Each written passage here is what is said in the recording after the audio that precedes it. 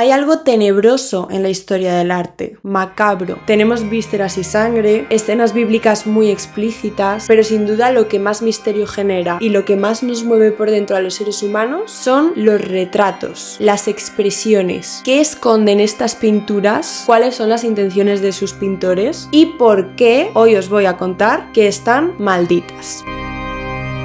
Buenos días, Sidonia, bienvenidos a todos y a todas. Os recomiendo muchísimo, antes de empezar, ver el anterior que hice de Misterios en el Arte, en el que hablo de Goya, Munch y Bensinski, además de otros que os dejaré aquí en la descripción, tanto de este canal como del secundario, un montón de cosas. Me gustaría abrir este vídeo con uno de mis pintores favoritos, Caravaggio. Si sabes un poquito de la vida de Caravaggio, sabrás que es el artista maldito por excelencia, pero no por la muerte, sino por su vida, polémico. Se metía en peleas, llegó a asesinar a una persona, pero por otro lado fue uno de los pintores de la iglesia, grandes representantes de todos estos santos y escenas bíblicas, predecesor, si no inventor, del barroco y el padre del claroscuro. Tanto las pinturas de Caravaggio como su persona en sí guardan muchísimos misterios y después hablaremos de dos casos más, pero empezando con Caravaggio no me voy a centrar en una obra en sí, sino en varias. Para empezar esta historia, lo primero que tenemos que hacer es ubicarnos.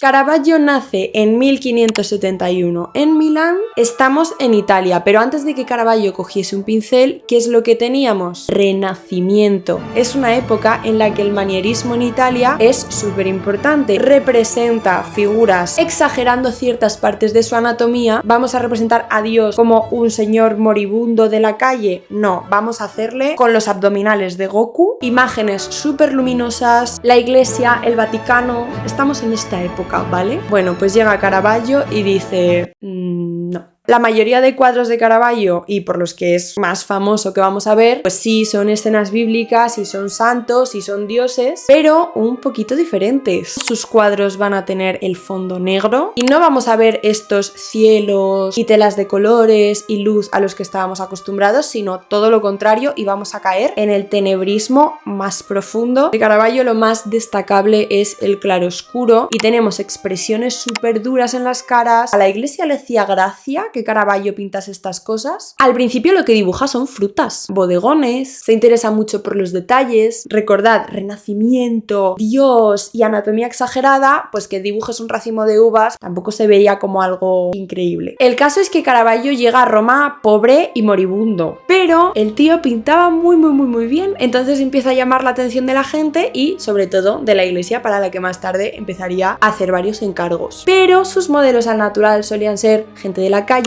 vagabundos, prostitutas, adolescentes. Representar, pues yo que sé, a la figura de la Virgen con un de una prostituta que apareció en un río, pues son cosas que a la iglesia no le hacía nada de gracia. Pero así lo pintaba Caravaggio. Ya no tenemos figuras perfectas, sino expresiones reales, gente de la calle, gente con los pies sucios. Uno de sus cuadros más famosos y de los primeros que hizo nada más llegar a Roma es el famoso cuadro de Baco. Es muy misterioso porque Baco, para que nos ubiquemos, es el dios de la juerga, del vino. Se le suele representar pues con la cara colorada, borrachillo, alegre, muchas veces como un señor ya mayor con su barba.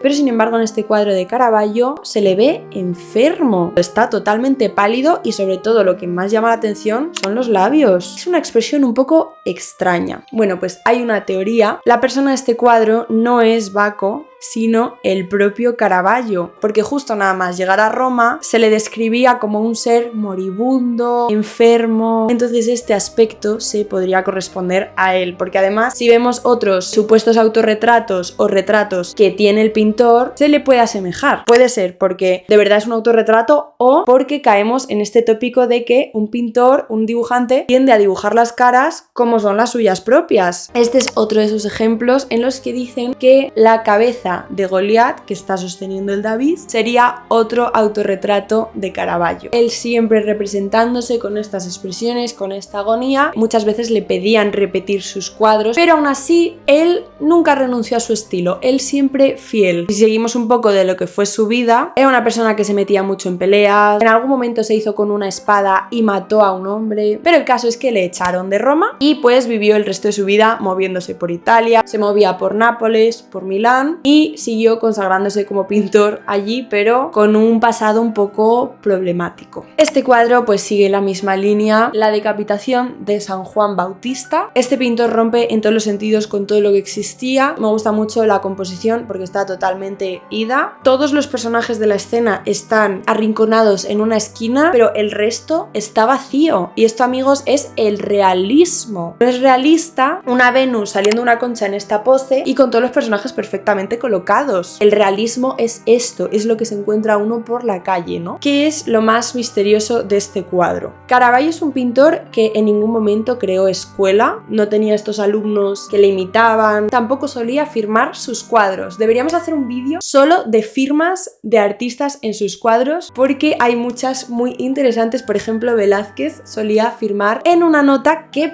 ponía dentro del cuadro, pero Caravaggio pues le daba un poco igual. Pero este es uno de esos cuadros en los que sí hay firma y, amigos, el misterio está en la sangre del suelo. Caravaggio pintó con la sangre de los personajes su propia firma. Por cierto, también hay excepciones. Cuando de vez en cuando la iglesia le mandaba corregir un cuadro o volverlo a pintar, solía hacer varias versiones del mismo cuadro. Por ejemplo, el mismo Bacco del que hemos hablado, tenemos este otro que hizo posteriormente, sí que fue teniendo como que varias versiones de muchos de los cuadros. La causa de su muerte no está confirmada, vivió pues bastante poco, entonces pues hay muchísimas teorías. Por enfermedad, era muy común que los artistas tuviesen estas intoxicaciones por plomo, que en el siguiente caso hablaremos de ello, sífilis. Otras personas dicen que simplemente murió de una fiebre muy grande cuando llegó a este sitio en el que falleció, murió en un hospital tranquilamente, y otros dicen que tenía tantos enemigos que se debió llevar un navajazo. Las muertes de los pintores siempre son muy misteriosas, pero lo que sí tenemos es pues su legado, sus cuadros. Además, ¿quién fue más problemático? ¿Caravaggio, que mató a una persona, se pegaba por la calle con la gente y iba sembrando el caos por la calle con una espada? ¿O Picasso?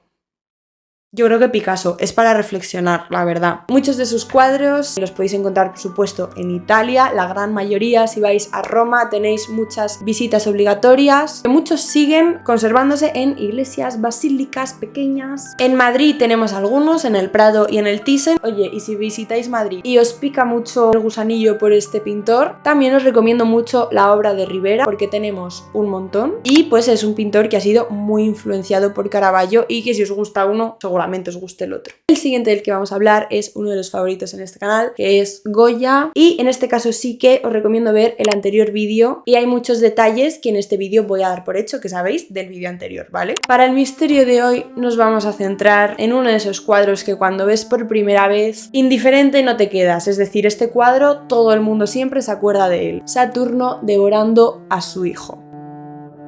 También lo tenemos en Madrid en el Museo del Prado. La visita a la Sala de las Pinturas Negras de Goya es obligatoria, esto es un tesoro. Y yo la primera vez que lo vi era en una excursión en el cole. Este cuadro es muy misterioso, por lo obvio, ¿no? Pero lo que más me gustan a mí son las teorías de qué es esto, sus significados, porque, amigos, puede ser que no sea lo que te han enseñado durante toda la vida. Muy resumidamente, necesitamos también un poquito de contexto de Goya, aunque ya hablamos de él en el vídeo anterior. Empezó siendo el niño que se sienta en la primera fila de clase, pintaba a la familia real, hacía todo tipo de encargos, era un artista muy popular en su época y muy bien valorado, que no todos lo podían decir porque la mayoría de ellos morían pobres y sin ser conocidos. ¿Cómo puede ser que Goya pasase de toda esta luz y esta perfección y todo este color a las pinturas negras y todo este tipo de imágenes? La Guerra de la Independencia. Él hizo muchísimas pinturas y grabados al respecto, en el que se pueden ver pues imágenes horribles de cosas que pasaban por la calle. Goya, enfermo y sordo, se exilia a la Quinta del Sordo, una casa a las afueras de Madrid. En esta casa en el campo es cuando Goya realiza las famosas pinturas negras, entre ellas Saturno devorando a su hijo. ¿Qué es lo misterioso de toda esta historia? Que Goya en esta época no pintaba para nadie, ya no pintaba ni para la corte ni para nada, era una época de caos absoluto y él hizo pues un poco lo que le dio la gana durante sus últimos años en España. La cosa es que todos estos cuadros que pintó en esta casa no salieron a la luz hasta años más tarde, cuando un amigo suyo visitó la casa post-mortem. Estos cuadros no tienen título. Los títulos, y quedaos con este dato porque es importante para esta historia, fueron atribuidos después. Bueno, cuando se encontraron la pintura de Saturno, decidieron ponerle este nombre, Saturno devorando a su hijo. Así es como la conocemos hoy en día. ¿Qué significa este cuadro? Bueno, nos tenemos que ir de nuevo a la mitología, y es que Saturno, que bueno, en griego antiguo vamos a llamarle Cronos, más o menos serían como la misma figura. Es muy importante ubicarnos en la mitología para entender a este personaje, ¿vale? Cronos es uno de los varios titanes que hay en la mitología griega, que es hijo directo de Urano, que representa el cielo, y Gea, que representa la tierra. Urano, que sería el padre, tenía a todos sus hijos encerrados en el Tártaro porque básicamente Urano odiaba a sus hijos. Cronos, con ayuda de Gea, se vengaron y acabó asesinando a Urano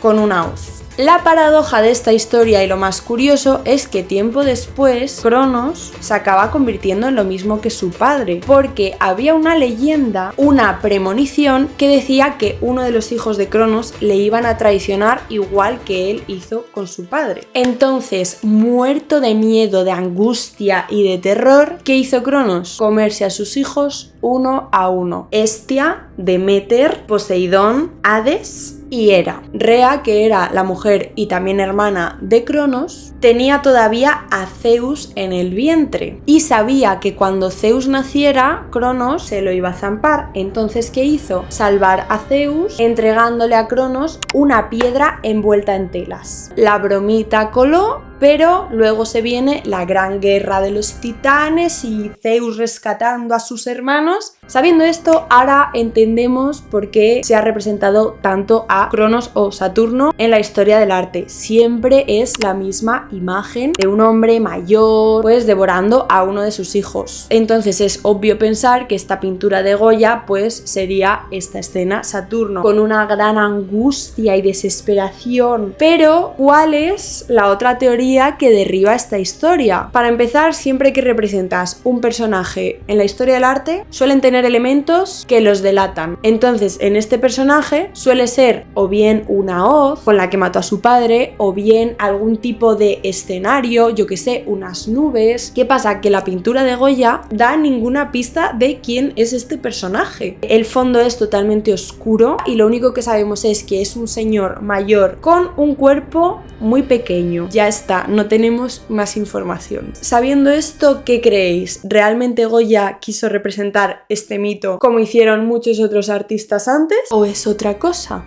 ¿Y qué cosa? Os preguntaréis, pues vamos con dos teorías más. La primera de ellas, a ver qué os parece, un juego de palabras provocado por el saturnismo. Saturno, saturnismo. El saturnismo es la enfermedad provocada por el envenenamiento por plomo. Ya hablamos en el vídeo anterior de que esto le pasaba a muchísimos pintores de la época. Es una de las enfermedades más comunes que les acababan provocando la muerte a muchos de ellos, porque los artistas no sabían que los pigmentos con los que pintaban tenían pues estos componentes tóxicos como el plomo. El plomo es un metal pesado neurotóxico que circula por la sangre y provoca daños neurológicos muy chungos. Y también uno de los síntomas es la sordera. Entonces, pues se cree que el mito de Saturno se debe al saturnismo que tenía, porque en esta época el pintor estaba muy enfermo. Esa es una de las teorías. A mí personalmente me parece un poco retorcido este juego de palabras, pero puede ser, no sé, contadme qué opináis en los comentarios. La última de ellas es mi favorita de todas. En realidad se puede partir en dos y básicamente viene a decir que este personaje ni es Saturno ni es un mito, sino que es el propio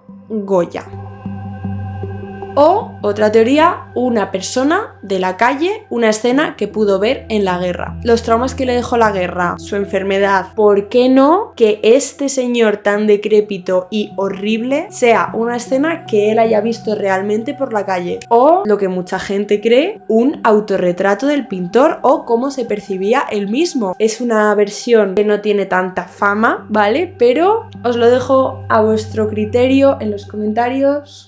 Me decís qué os parecen estas teorías. Siempre me gusta hablar de tres figuras en estos vídeos y quiero acabar con una muy lejana a todos estos pintores, tan lejana que nos vamos a 2016. Quedaos porque si bien son historias y contextos muy diferentes, cuando sabes el significado de esta última obra, a mí me da un vuelco el corazón. Os voy a hablar de Can't Help Myself, una obra que estuvo expuesta en el Guggenheim de Nueva York entre 2016 y 2019. Es obra de Sun Yuan y Peng Yu, muy conocidos porque sus obras suelen ser muy provocadoras, juegan muchas veces con el humor negro, controversia. Son muy performance, pero una vez sabes los significados, ¡wow! Y digo que son provocativas nivel, para muchas de sus obras se han usado de la taxidermia o de grasa humana. Como podréis entender, YouTube no me permitiría poner muchas de estas imágenes. Por ejemplo, buscad una que se llama Old People's Home, es muy heavy. Entonces, bueno, sabiendo un poco el contexto de estos artistas, de repente en el Guggenheim de Nueva York en 2016 aparece un brazo robótico.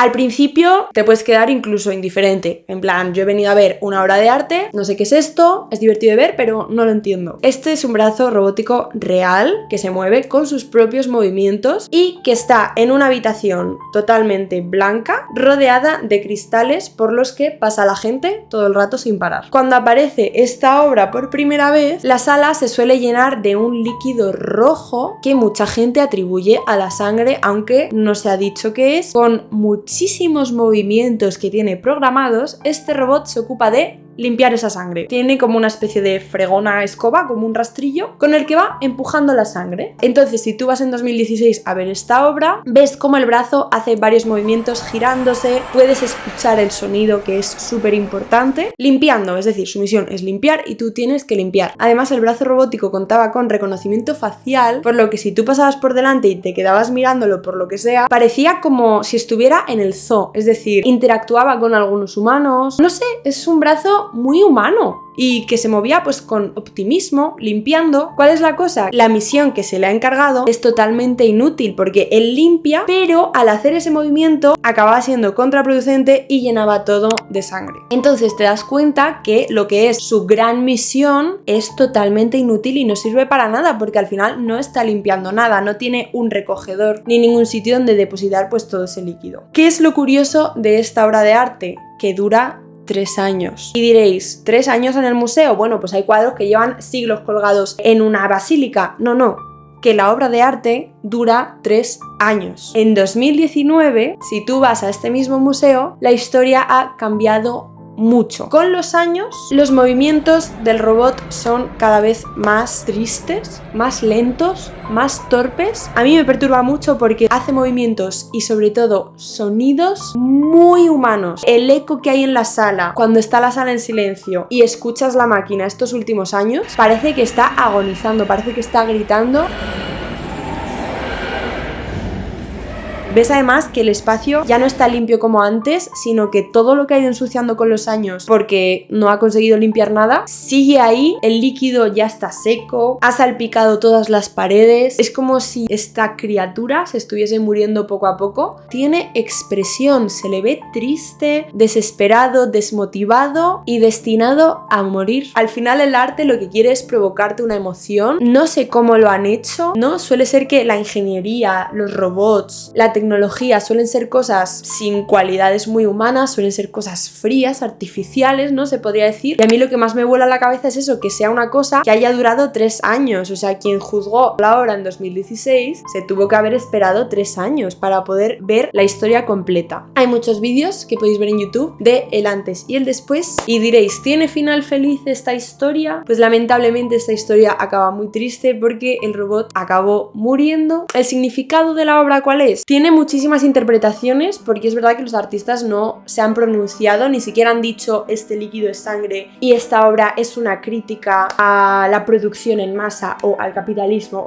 no se ha dicho nada, la verdad. La interpretación es libre, estoy seguro de que al haber visto estas imágenes algo os habrá transmitido, así que os animo también a poner pues, en los comentarios qué pensáis que es, qué pensáis que significa. Sin duda nuestro pobre robotito está maldito y condenado a un fin pues bastante triste. ¿He llegado a llorar cuando vi estas imágenes por un robot de mentira? Sí. lo confieso. Estos artistas están malditos, pero en la historia hay muchísimos más. Este es uno de mis temas favoritos para abordar, así que si os gustaría más vídeos de este estilo, hacedmelo saber. Os recuerdo que tenéis en la descripción varios parecidos por si os ha gustado este. Os recuerdo también que estamos súper cerca del 1.000.000 en este canal y de los 100.000 en el secundario, así que sería muy guay llegar este año. Este año voy a estar en estas ferias que de momento están confirmadas y quedan más por confirmar, donde llevaré mis prints, mi stand. Y pues nada, muchas gracias por estar en este vídeo y espero que durmáis muy bien hoy. Adiós, Sidonia.